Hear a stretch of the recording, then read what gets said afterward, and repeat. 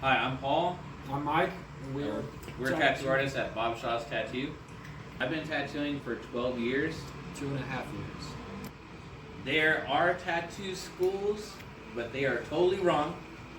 The best way to learn how to become a tattoo artist is by doing a 2-year apprenticeship at a tattoo shop. And there are ways to go about it. One of them being is having an art portfolio, not dealing with tattoos, not anything that you did with a homemade tattoo machine and done on friends. It is strictly art. So samples of your artwork, and then you bring it to a tattoo shop, and you ask them if they are interested into apprenticing you. And the reason why you have to get approved for an apprenticeship is because it is a very one-on-one, long-term relationship between you and your mentor.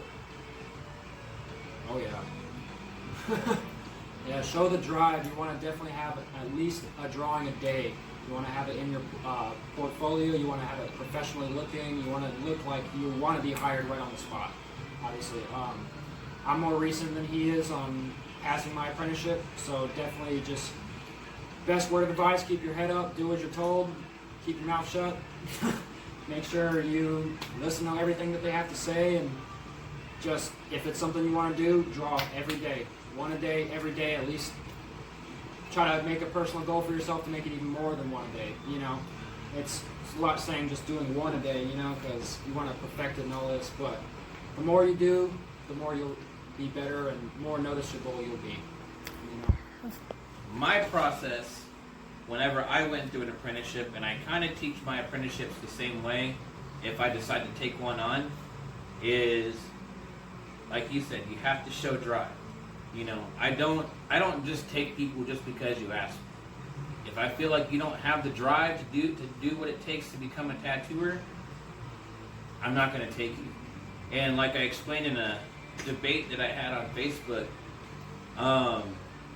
there was complaints on the old school hazing, which is considered misogynistic, and it's not, because I've seen female and male apprentices go to the same exact thing I went through. A lot of the hazing that people are against, it's not just for jokes or for someone's entertainment. There is nothing that you will go through through your apprenticeship that isn't worse than a client will ever put you through. I've seen clients put artists through the ringer over the simplest stuff. And it's even happened to me before. Actually, just happened today. Someone waited 2 years to voice a concern on a tattoo that I didn't know that they were not that happy with. And 2 years later, we are now going to get a chance to fix it. But someone assumed that I was like another tattooer and was not going to fix it for free, which I guarantee all my. You know, the other thing too is if you're not willing to do or listen to what your mentor has to tell you to do, or you will not make it. You will not make it. Because in this industry, there is very little room for error. And that's what we are trying to teach you. There is very little room for error. So you have to keep pushing yourself every day. You have to become your own worst critic. Whenever you do something and you realize that there's a flaw, it can't be like, that's not that bad. Learn to take constructive criticism. Learn to take constructive criticism is one of the most important things as well. Because if you can't take it from your peers and coworkers, you're supposed to take it from some random person. And the random person is going to be the meaner one. Mm-hmm. A lot meaner. They don't know you. I have nothing against them. The mentor that I had versus the other peers that I've had in the tattoo industry, I would say for the first few years, let me know every day. They would not let me know whenever I did something good, but they would let me know if they thought something sucked. Every day. Guarantee that. Every day for at least, I'd say the better part of 6 years. 6 out of 12. They would not let me know that if I did something cool, they would only let me know that something sucked. And they would definitely let me know how bad they thought it sucked. But it made me a better tattooer.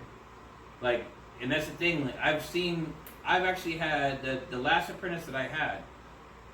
She didn't want to, do what it took to become a tattoo artist. You know what I'm saying? And some of them are like, why are you making me clean this glass? Or why are you making me mop this floor? Why are you being nitpicky over it? Why did you ask me to go get a cup of ice from the gas station for no reason? And I hate to like make a funny reference off a Karate Kid, but this, if that glass isn't clean, then that tattoo that you do is not going to be properly saturated. Right. You know what I mean? Like, if you're going to miss something on the floor, why would I let you tattoo somebody? Because you're going to miss it on skin.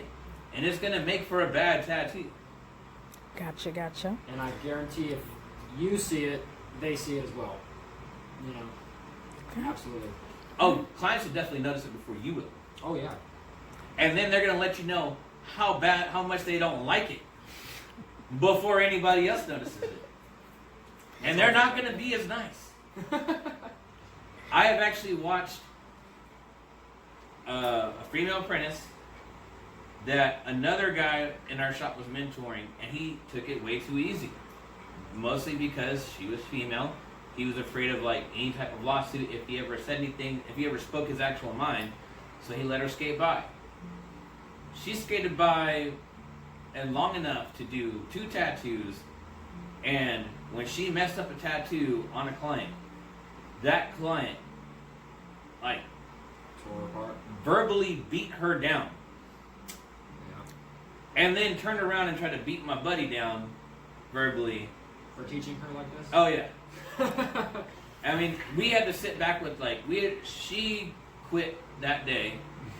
She went home crying and was making some threats against herself. And then one of my apprentices actually had to go home and talk to her and calm her down because she had never been beaten down verbally that bad before. And then I had to sit down with my buddy and say, hey, look, man, this is the real way you're supposed to apprentice, man, or you're supposed to apprentice somebody. You can't mentor if you're not willing to actually put in like your 2 cents and your thoughts and be hard on people. It's okay to be hard on people. Right. To the high school student that would be graduating and interested in becoming a tattoo artist, produce the most art you possibly can. You can never have too little, okay? You can never have too much either, okay? I definitely say quality over quantity, though. When you say, All right, to the student that's trying to become a tattoo artist or interested in becoming an apprentice, the right way to actually ask for an apprenticeship is not going in immediately with your art portfolio and asking.